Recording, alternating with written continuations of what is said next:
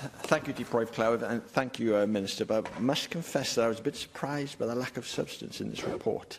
It is very heavy on the statistics of the Office of the Commissioner and contains some irrelevant details, such as discussions around podcasts bringing magic and laughter to the office. And I think many here would have hoped this annual report, particularly since it was the last of the preceding commissioners, would have provided a comprehensive overview of the work that remains to be done and some seriously challenging recommendations to the Welsh Government. Whilst the recommendations offered are certainly worthy, I think the Commissioner has missed an opportunity here to have pushed much harder and report what evidence they've provided and what challenges they have made to the Welsh Government. For instance, in the How We Influence part of the Tackling Child Poverty section, the Commissioner reports that they have written letters to various Secretaries of State asking for meetings, but obtained no acknowledgement with their letters that their letters have been received. This begs us to ask why the Commissioner's office has never chased these meetings further, has never chased acknowledgement of these letters, and has never hammered on the doors of government to be heard.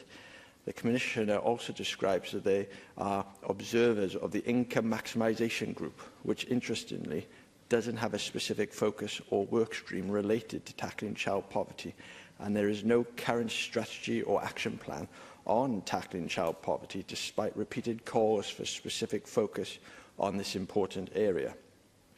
I think this is quite a worrying lack of progress, given that Wales has the highest levels of child poverty out of every UK nation, with 1 in 3 children now living in poverty. And in particular shows that the Office of the Children's Commissioner is either completely powerless to provide significant impact in this area, or is not seriously challenging Welsh and UK governments in this regard. The Commissioner's office has simply completed the tick-box exercise of appearing to help deal with child poverty, with sending letters and asking for meetings, which ultimately then have never chased or pursued further. I therefore ask, Minister, going forward, what expectations do you have that the new Children's Commissioner will actually tackle this problem? Writing letters without even getting a response is not going to cut it. Welsh workers have the lowest take-home pay in the UK in every single industry, which means that households do not necessarily have the same financial resilience as their UK counterparts have.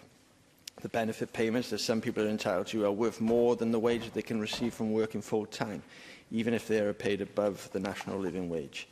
And this is ultimately one of the root causes of widespread child poverty.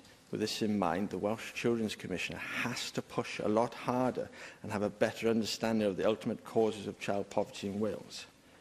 Turning to community ambassadors that are mentioned in the report, the scheme is clearly one that has great potential for wider engagement, especially with normally hard-to-reach groups. However, with the exception of one online event held with young carers in North Wales, the furthest north the Commissioner has managed to visit is Merthyr Tydfil, and I'm wondering why this is. Surely there are community groups further north who would have welcomed some engagement with the Children's Commissioner and her office. There is no mention in either the Amplify or the Ambassador to School programme about the geographical distribution of participants, and I would therefore like to emphasise to the Minister that there needs to be some commitment by the Commissioner that her office are actively engaging with all parts of Wales and not just going for areas that are easily commutable from head office.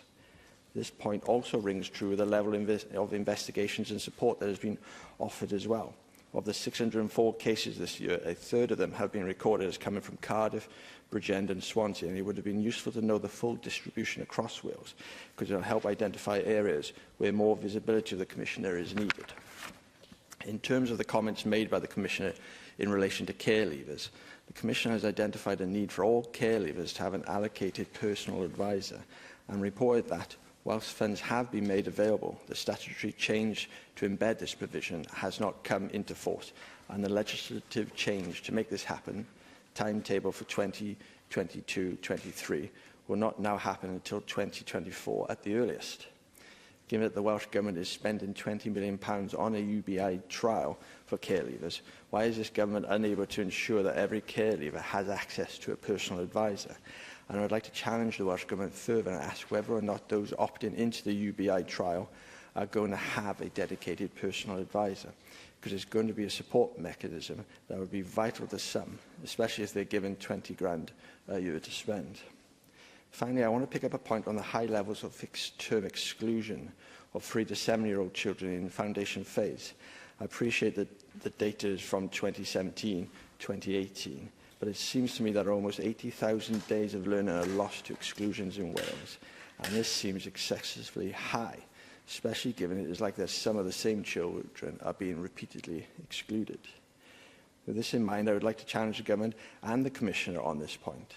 The fact that this came as a surprise to the Commissioner and that they are reporting it some 5 years after shows clearly that the Commissioner's office is not keeping a close enough eye on these types of statistics. Joel, you need to finish now, please. Thank you. In closing, and conscious of everything I've just said, I would nonetheless like to thank the previous Children's Commissioner and her office for the work that they have done. I know I've highlighted several failings without mentioning much positives, but I've never doubted the Commissioner's desire to only get but the best for the children of Wales. Thank you.